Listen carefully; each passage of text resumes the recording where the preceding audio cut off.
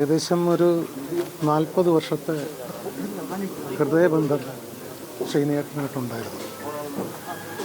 പക്ഷേ എനിക്ക് സംഭവിച്ച നഷ്ടം എന്ന് പറയുന്നത്, അദ്ദേഹത്തിൻ്റെ ഒരു തിരക്കഥ എനിക്ക് ഡയറക്റ്റ് ചെയ്യാൻ പറ്റിയില്ല, എൻ്റെ സിനിമയിൽ അഭിനയിപ്പിക്കാൻ പറ്റിയില്ല.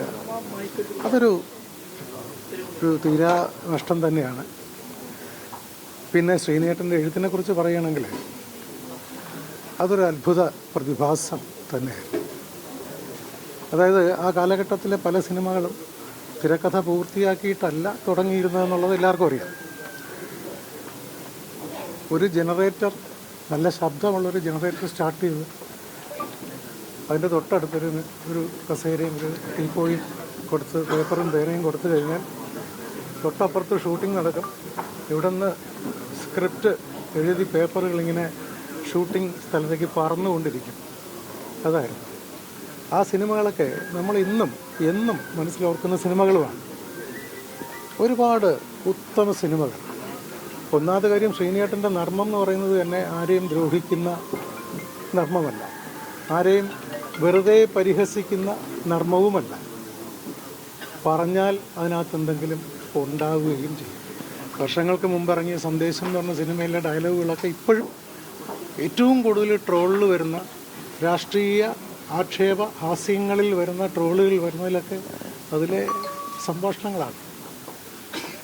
പിന്നെ നടൻ എന്നുള്ള നിലയ്ക്ക് തീർച്ചയായിട്ടും ഒരു പ്രത്യേക ശൈലി സിനിമയിൽ അഭിനയത്തിൽ കൊണ്ടുവന്ന ആളാണ് ശ്രീനിയേട്ടൻ. അദ്ദേഹം അഭിനയിച്ച എല്ലാ സിനിമകളും അങ്ങനെ തന്നെയാണ്. ഒട്ടുമിക്ക സിനിമകളും അങ്ങനെ തന്നെയാണ്. കഥാപാത്രം നോക്കി മാത്രമേ അദ്ദേഹം അത് അഭിനയിക്കാൻ പോകത്തുള്ളൂ, അത് വേറൊരു കാര്യം. പിന്നെ സംവിധാനം, 2 സിനിമ, വടക്ക് നോക്കിയെന്ന്, ചിന്താവിഷ്ടയായ ശ്യാമള. ശരിക്കും ഈ ചിന്താവിഷ്ടയായ ശ്യാമള എന്ന് പറയുന്ന സിനിമ ഒരു ടെക്സ്റ്റാണ്. നമുക്ക് എന്നും സൂക്ഷിക്കാവുന്ന ഒരു ടെക്സ്റ്റാണ് ആ സിനിമ. ഒരു തിരക്കഥ എങ്ങനെയാണ് എഴുതേണ്ടത്, ഒരു പ്രശ്നം എങ്ങനെയാണ് അവതരിപ്പിക്കേണ്ടത്,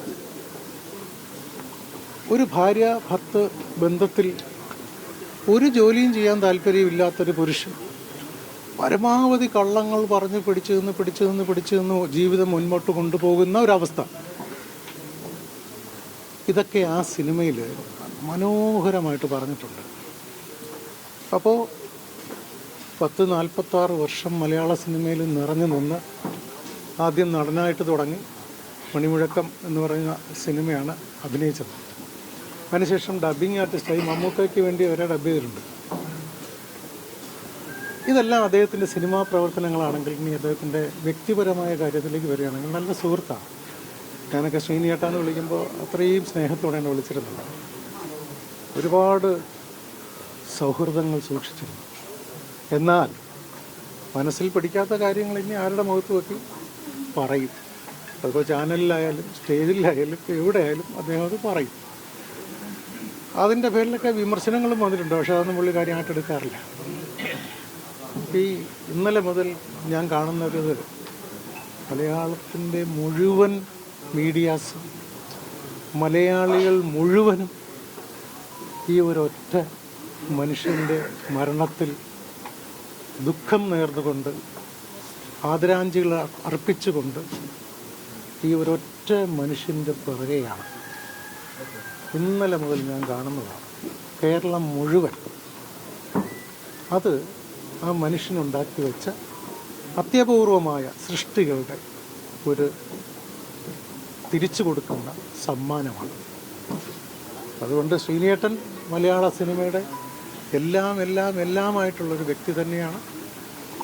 ഒരിക്കലും ഒരു ചരിത്രത്തിലും സിനിമയുടെ ഭാഗം എഴുതുമ്പോൾ ശ്രീനിയേട്ടൻ്റെ ഭാഗം ഏറ്റവും വലുത് തന്നെ ആയിരിക്കുമെന്ന കാര്യത്തിൽ ഒരു സംശയമില്ല.